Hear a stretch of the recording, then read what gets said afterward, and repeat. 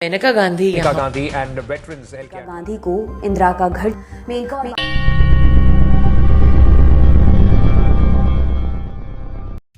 संविधान को ही बदल के रख दिया। एक ऐसा केस जो अगर नहीं हुआ होता तो शायद से आज हम और आप जैसे लोग एडुकेटेड ही नहीं हो पाते। मैं बात कर रहा हूँ दोस्तों Maneka Gandhi versus Union of India case की, जो हुआ था 1978 में।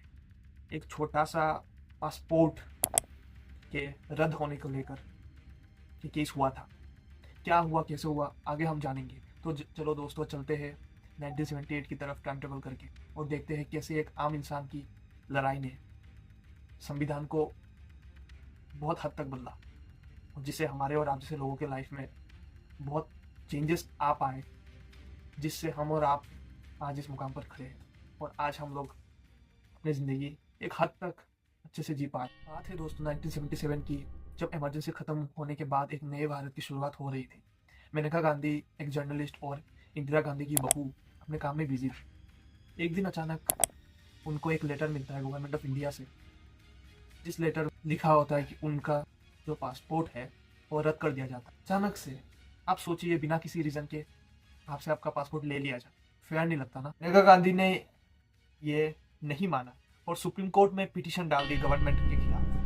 अब मुद्दा क्या, इस केस में एक बड़ा सवाल उठा था, क्या गवर्नमेंट बिना किसी वजह से किसी का भी फंडामेंटल राइट छीन सकती है। इसके पीछे था आर्टिकल 21, जिसमें लिखा था कि no person shall be deprived of his life and liberty except according to procedure established by the law. अब सवाल ये था कि procedure established by the law, इसका मतलब बस कानून बनाना है या वो फेयर और जस्ट एंड रीजनेबल भी होना चाहिए। अब समझते दोस्तों कि सुप्रीम कोर्ट में क्या हुआ।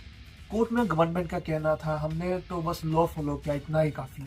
लेकिन मेनका गांधी के लॉयर्स ने एक धमाकेदार आर्गूमेंट किया, जो कि था कानून सिर्फ लिखा हुआ नहीं बल्कि इंसाफ वाला भी होना चाहिए। ये केस 7 जज की कॉन्स्टिट्यूशनल बेंच के सामने सुनाई गई और उन्होंने एक हिस्टोरिकल जजमेंट दी। डेट था 25 जनवरी 1978।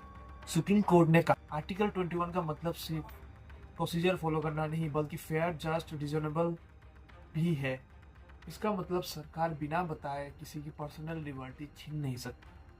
और सबसे बड़ी बात, सुप्रीम कोर्ट ने यह भी कहा राइट टू लाइफ सिर्फ जीने का हक के ऊपर का बात नहीं है, एक डिग्निफाइड लाइफ जीने का भी है, चाहे वो कोई भी हो। अब हम जानते हैं दोस्तों इस केस का क्या क्या असर पड़ा। सबसे पहले बात करते हैं आर्टिकल 21 में क्या क्या चेंजेस आए।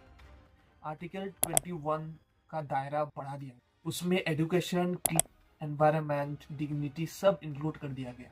गवर्नमेंट की पावर को लिमिट कर दिया गया। अब गवर्नमेंट बिना किसी प्रॉपर रीजन के किसी का राइट छीनने ना तो दे सकती है, ना ही खुद छीन सकती है। नेचुरल जस्टिस को प्रोटेक्ट किया, मतलब आपको सुनने का मौका मिलना चाहिए। Maneka Gandhi versus Union of India बस एक केस नहीं था, ये बहुत सारे केसेस जो फंडामेंटल राइट्स से रिलेटेड है, उसका फंडामेंटल और बेसिक्स बन गया था, बोल सकते हो आप लोग। ये दोस्तों देखते हैं कुछ ऐसे केसेस जो इस केसेस से इंस्पायर्ड थे। सबसे पहले आता है दोस्तों राइट टू एजुकेशन एक्ट 2009, जिसके बाद हम और आप जैसे लोगों को 6 से 14 साल तक का पढ़ाई कंपलसरी एंड फ्री कर दिया गया। दूसरा है दोस्तों राइट टू लाइफ, एंड ये राइट टू लाइफ बस जीने का हक नहीं है, इसमें डिग्निटी भी शामिल है, means right to live your life with dignity. तीसरा दोस्तों राइट टू प्राइवेसी, जो कि एक रिसेंट जजमेंट है 2017 का। ये एक ऐसा राइट है जिसके कारण आपके डाटा एंड इंफॉर्मेशन को प्रोटेक्ट किया जा रहा है। तो दोस्तों आप समझ सकते हो कि इस केस का कितना ज़्यादा इम्पोर्टेंस है आज के ज़माने में। तो दोस्तों ये था Maneka Gandhi versus Union of India. अगर ये नहीं हुआ होता तो ना तो शायद से आज मैं और आप एक दूसरे से बात कर पा रहे हो, because of again right to education act, जो कि इसी केस से इंस्पायर्ड था। तो दोस्तों अगर आप इनमें से कोई भी केसेस जो Maneka Gandhi versus Union of India से इंस्पायर्ड था, जिनका नाम मैंने लिया, या फिर आप लोग अगर बाहर से भी कुछ बोलते हो जो आपको चाहिए कि मैं और थोड़ा एक्सप्लेन करूं, तो आप मुझे बोलिएगा, मैं नेक्स्ट वीडियो इस पर बना दूंगा।